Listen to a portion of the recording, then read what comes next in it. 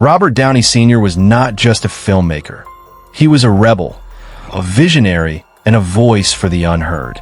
Born in New York City on June 24, 1936, he emerged during a time when American cinema was predictable, safe, and controlled by studios more concerned with profits than with art. But Robert Downey Sr. didn't fit into that mold. He believed that film should be a mirror held up to society, exposing its flaws, contradictions, and absurdities.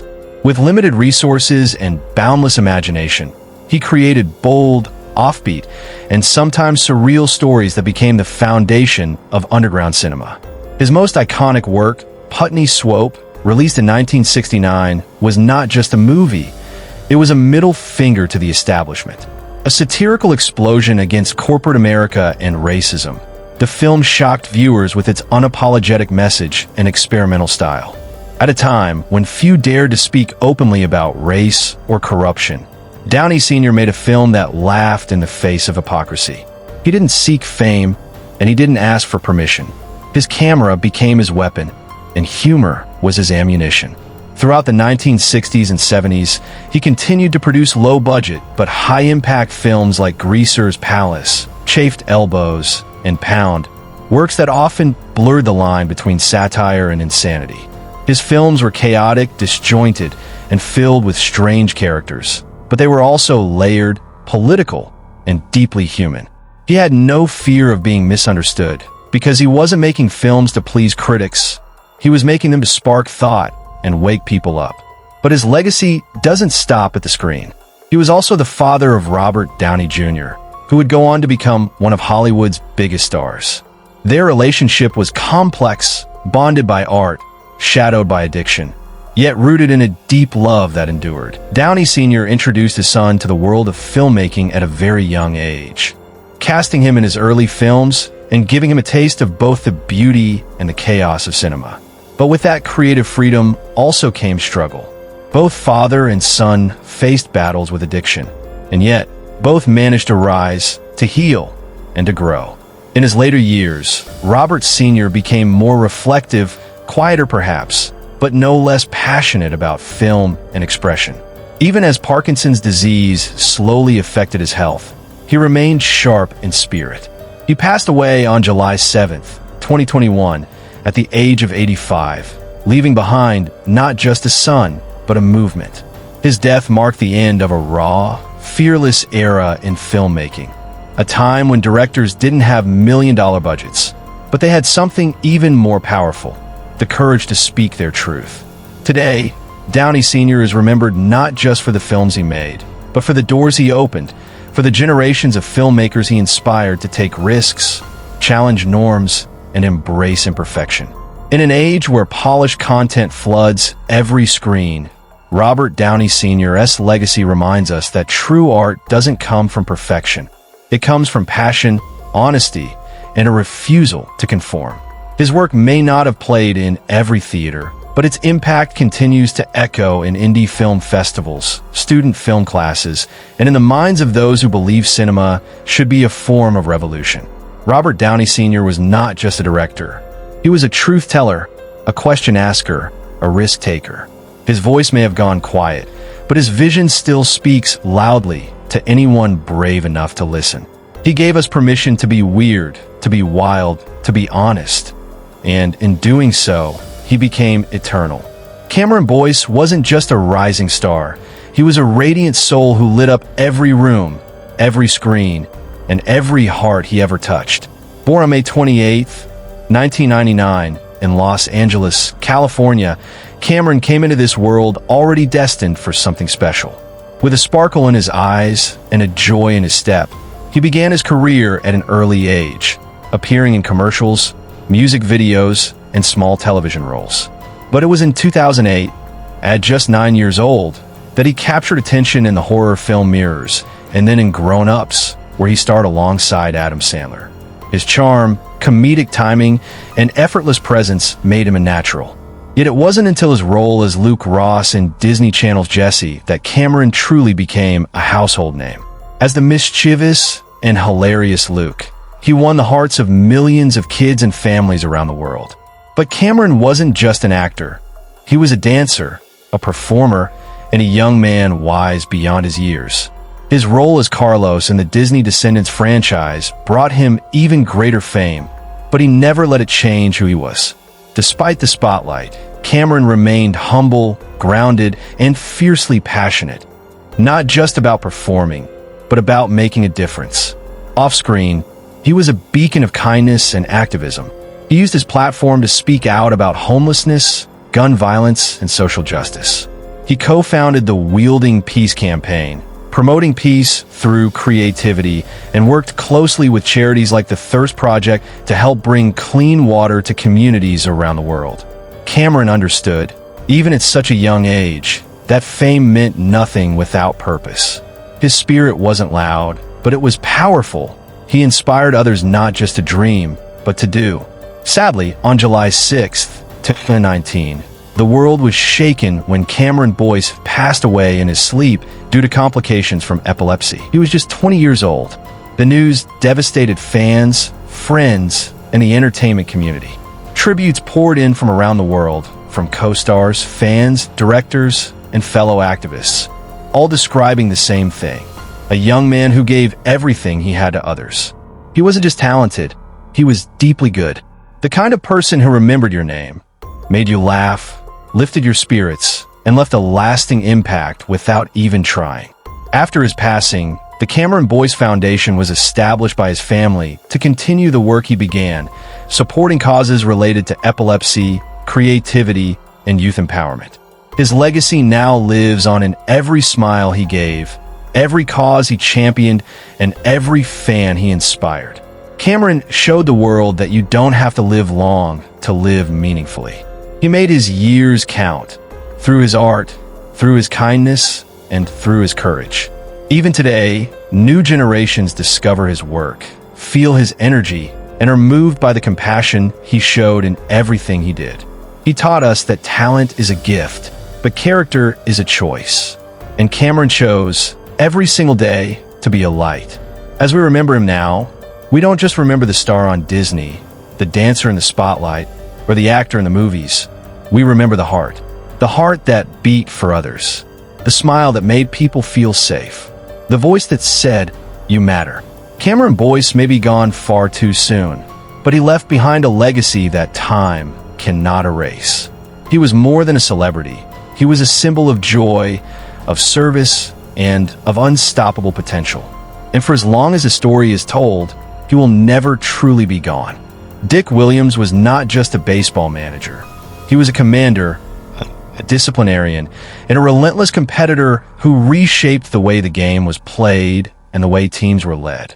Born on May 7th, 1929, in St. Louis, Missouri, Williams was a man built for baseball. He played 13 seasons in the major leagues, with stops on teams like the Brooklyn Dodgers, Baltimore Orioles, Cleveland Indians, and Boston Red Sox. But it was as a manager where his true legacy began to take shape. In 1967, he took over the struggling Boston Red Sox and, in his first season, led them to a stunning American League pennant in what became known as the Impossible Dream season. That year, Williams brought grit, discipline, and a refusal to accept anything less than full effort. He demanded respect, and he gave results. But that was just the beginning. After stints with other clubs, Williams took over the Oakland Athletics in the early 1970s, an already talented but unruly team, and turned them into a dynasty. Under his leadership, the A's won back-to-back World Series titles in 1972 and 1973, powered by a fierce pitching staff and bold, aggressive play. Williams was known for his no-nonsense approach, his sharp baseball mind, and his willingness to make tough calls, whether it was pulling a starter early or calling for a steal when others would play it safe. He didn't manage for applause, he managed to win.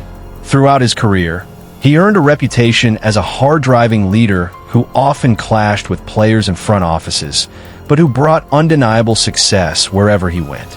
He managed 6 different teams over 21 years, amassing over 1,500 wins and making multiple postseason appearances. His fingerprints were all over the evolution of modern baseball management. He believed in fundamentals, in accountability, and in the idea that talent means nothing without discipline. Off the field, Williams was quieter, more reflective. He loved the game deeply and understood its nuances like few others. After retiring from managing in 1988, he stayed connected to the sport through consulting and appearances, always passionate, always sharp. In 2008, he received baseball's highest honor, induction into the National Baseball Hall of Fame, a recognition that cemented his status as one of the most impactful managers the game has ever seen. But for all his accolades, Dick Williams remained a man of principle, a leader who believed in doing things the right way, even when it was hard. Players may not have always liked him, but they respected him. And years later, many would admit that it was Williams who taught them how to win, how to work, and how to be professionals. Sadly, on July 7th, 2011, Dick Williams passed away at the age of 82. But the legacy he left behind lives on. In every dugout where structure meets strategy, in every clubhouse where leadership is forged, and in every championship team built not just on talent, but on trust and toughness. He wasn't flashy, and he wasn't always liked, but he was effective, and he was great. Baseball is a game of records, of legends, of numbers, but behind every number, there is a story. And the story of Dick Williams is one of courage, confrontation, and command. A manager who changed teams, challenged norms, and built champions. A man who lived for the game, and who, in return, became a part of its eternal history. Joe Conley may not have been a Hollywood superstar, but he was the kind of actor who made every scene feel real, every line feel warm, and every character feel like someone you knew. Born on March 3rd, 1928, in Buffalo, New York, Joe's journey into the world of acting wasn't filled with bright lights and red carpets. It was grounded, steady, and rooted in his love for storytelling. Before he became a familiar face on television, Joe served in the U.S. military during the Korean War and later tried his hand at various professions, including running a successful real estate business. But his heart belonged to acting. In the 1950s, he began appearing in numerous TV shows and films, often in small roles that he brought to life with honesty and charm. For years, he was a working actor, a face you might recognize, even if you didn't know his name. That all changed when he was cast as Godsey, the friendly and dependable storekeeper in the beloved family drama The Waltons. From 1972 to 1981, Joe appeared in nearly every episode, playing a character who wasn't flashy or dramatic, but was essential, like the steady heartbeat of a small town. Godsey's General Store wasn't just a business. It was a place of gathering, a source of comfort, and a symbol of community. Joe portrayed him with such warmth and sincerity that audiences across America felt like he was their neighbor too.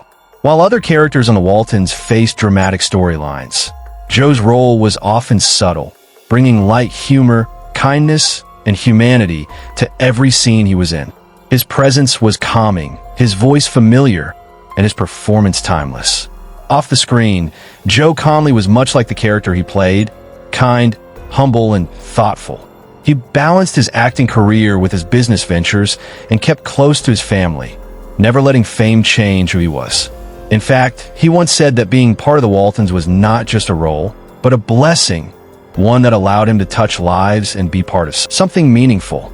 Long after the show ended, fans continued to write to him, thank him, and share how much his character had meant to them growing up.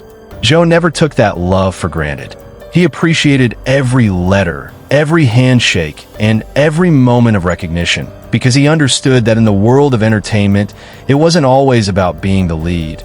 It was about being true. Sadly, on July 7th, 2013, Joe Conley passed away at the age of 85 after a battle with dementia. His passing was mourned by fans of the Waltons and by those who remembered his gentle spirit and strong heart. He left behind a body of work that may not be filled with blockbusters or awards, but that is rich in meaning, heart, and honesty. In a world where actors often chase fame, Joe Conley found his place by simply being himself, and that was more than enough. Today, when people revisit the Waltons, it's not just the big moments they remember. It's the quiet scenes in Ike's store, the warm exchanges with his wife, Cora Beth, the gentle wisdom behind the counter. It's Joe's ability to make fiction feel like home. And that's what great actors do. They don't just perform, they connect. Joe Conley may have played a shopkeeper on television, but in real life, he was a keeper of warmth, of integrity, and of the kind of values that never go out of style. His legacy lives not in headlines, but in hearts. In every person who watched the Waltons and felt comforted. In every scene where his presence made the story feel real. And in every memory where kindness matters more than fame. Joe Conley didn't need to shout to be heard. He simply showed up, told the truth through his craft, and reminded us all of the quiet power of goodness. Veronica Lake was more than just a silver screen icon. She was a symbol of mystery, allure, and the fragile price of fame in Hollywood's golden age. Born as Constance Frances Marie Ockelman on November 14th, 1922, in Brooklyn, New York, Veronica wasn't born into glamour, but she became the face of it. With her famous peekaboo hairstyle covering one eye, she captivated audiences in the 1940s like a whisper in the dark. Her breakthrough came with the film I Wanted Wings in 1941, but it was her roles in Sullivan's Travels, This Gun for Hire, and The Glass Key that made her a sensation. She often starred opposite Alan Ladd, creating one of Hollywood's most memorable on-screen duos. Lake wasn't just beautiful. She had a cool, enigmatic screen presence that set her apart. She was elegant yet dangerous, charming yet distant, and her voice, low and hypnotic, made audiences hang on every word. She became a cultural phenomenon. Her hairstyle was copied by millions of women, and her image graced magazine covers, posters, and even warplane nose art during World War II. But behind the fame, Veronica Lake's life was far from a fairy tale. Struggles with mental health, alcoholism, and a notoriously difficult personality began to affect her career. Studios started to see her as a liability. The same uniqueness that once made her a star now became her burden. As roles dried up, she found herself pushed out of the spotlight, abandoned by the very system that had once built her up. By the 1950s, she was almost completely forgotten by Hollywood, taking up small jobs, including bartending in New York City, just to survive. Yet she never gave up entirely. In later years, she tried to return to the screen, even writing an autobiography called Veronica. The autobiography of Veronica Lake, in which she laid bare her struggles, her regrets, and her truths. She spoke with raw honesty about how fame had chewed her up and spat her out, and how the world saw her only as an image, not a woman. But even in the shadows, there was resilience. She remained unapologetically herself, never sugarcoating her pain, and never pretending her life was something it wasn't. Veronica Lake passed away on July 7th, 1973, at just 50 years old from hepatitis and kidney failure. Her body weakened after years of hardship. She died far from the spotlight, in Burlington, Vermont, alone in a hospital bed, a name once spoken in dazzled whispers now fading into silence. But the story doesn't end there. With time, critics and film historians began to reevaluate her work. Younger generations discovered her films, her mystique, her bold presence. Today, Veronica Lake is remembered not just as a pinup or a fashion trend, but as a woman who carved her own space in a male-dominated industry.